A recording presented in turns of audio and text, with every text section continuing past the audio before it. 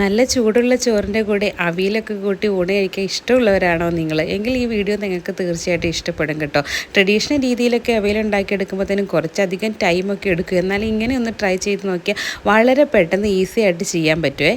അവിയൽ ഉണ്ടാക്കാൻ വേണ്ടിയിട്ട് ഞാൻ ട്രഡീഷണൽ രീതിയിലൊന്നും അല്ലെന്ന് ഓൾറെഡി പറഞ്ഞു. അതുകൊണ്ട് എൻ്റെ കയ്യിലുള്ള പച്ചക്കറികളൊക്കെ ഇതുപോലെ നീളത്തിൽ അരിഞ്ഞ് വെച്ചിട്ടുണ്ട്. അതിലേക്ക് ഞാൻ കിഴങ്ങ് എടുത്തിട്ടുണ്ട്, പയറെടുത്തിട്ടുണ്ട്, വാഴയ്ക്ക എടുത്തിട്ടുണ്ട്, ചേന എടുത്തിട്ടുണ്ട്, ക്യാരറ്റ് എടുത്തിട്ടുണ്ട്, അതുപോലെ മുരിങ്ങക്കോലും കട്ട് ചെയ്ത് വെച്ചിട്ടുണ്ട്. ഇനി ഇതിലേക്ക് കുറച്ച് മഞ്ഞൾപ്പൊടി ഇട്ട് കൊടുക്കുകയാണേ. ഇനി ആവശ്യത്തിനുള്ള ഉപ്പ് ചേർത്തു. ഇനി അതിലേക്ക് നമുക്ക് നല്ല വെളിച്ചെണ്ണ കുറച്ച് ചേർത്ത് കൊടുക്കണം. 2 സ്പൂണോളം വെളിച്ചെണ്ണ മതി. നമ്മൾ എടുക്കുന്ന പച്ചക്കറിയുടെ അളവനുസരിച്ച് ഒഴിക്കണം കേട്ടോ.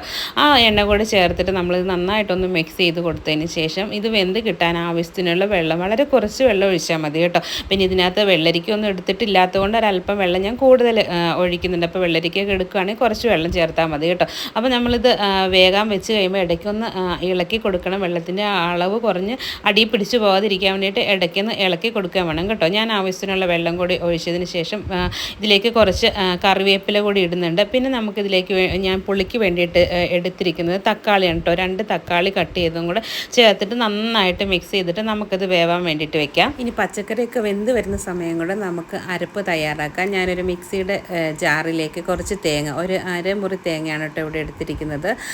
അതിലേക്ക് ആവശ്യത്തിനുള്ള പച്ചമുളക്, 2 എരിവുള്ള പച്ചമുളകാണ് ചേർത്തേക്കുന്നത്. പിന്നെ ഞാനിവിടെ ചെറിയ ജീരകം ചേർത്തിട്ടുണ്ട്. അതുപോലെ തന്നെ ചെറിയ ഉള്ളി കട്ട് ചെയ്തിട്ട് കൊടുക്കുന്നുണ്ട് കേട്ടോ. ഒരു 3-4 ചെറിയ ഉള്ളി എടുത്തിട്ടുണ്ട്.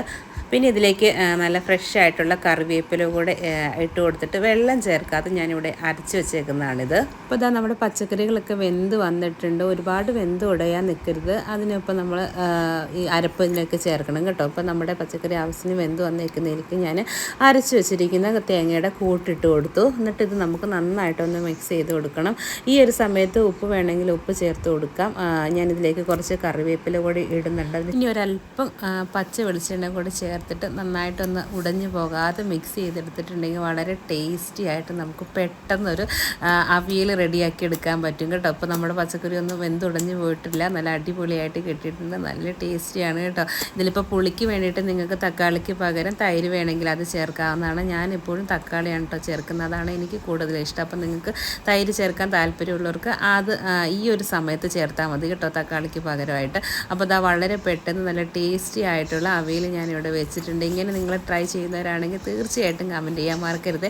ഈ റെസിപ്പി നിങ്ങൾക്ക് ഇഷ്ടപ്പെട്ടെങ്കിൽ ഒന്ന് ലൈക്ക് ചെയ്തൊന്ന് ഷെയർ ചെയ്ത് സപ്പോർട്ട് ചെയ്യാനും മറക്കരുത്. അപ്പോൾ അടുത്ത വീഡിയോയിൽ കാണാം. ബൈ.